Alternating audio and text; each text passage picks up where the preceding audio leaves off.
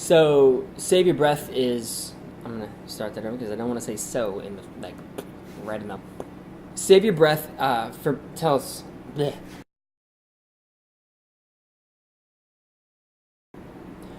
Save your breath tells a story about forgiveness. It's my story, really. It's a story of my life for the last 3 years, roughly.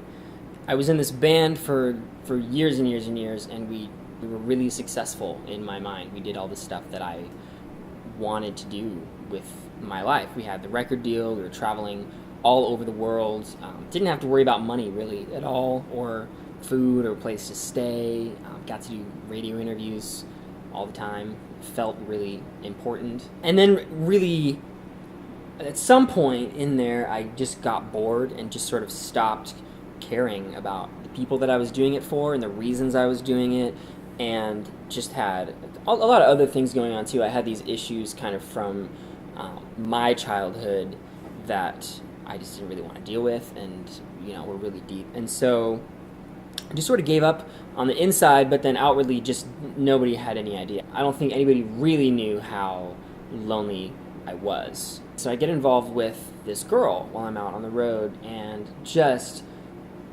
a ridiculously inappropriate relationship. Just nothing was good about it.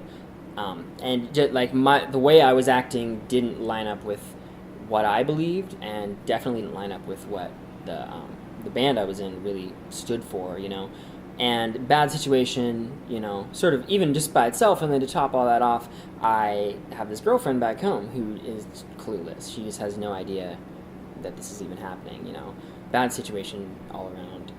Fast forward a little bit, the band finds out everything that's going on, and we sort of just realize that I need to go home. I can't be out on the road. I've got to figure out my own stuff and really take a break from this, the craziness. At that point, this perfect opportunity to open up to my friends, family, the people that really cared about me, be honest with them, and get the help that I needed from them, But I chose to lie about the whole thing.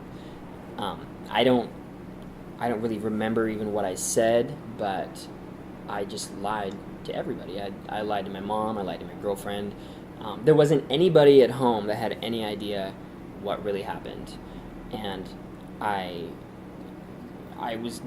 it wasn't good for me. I couldn't take that, but I did.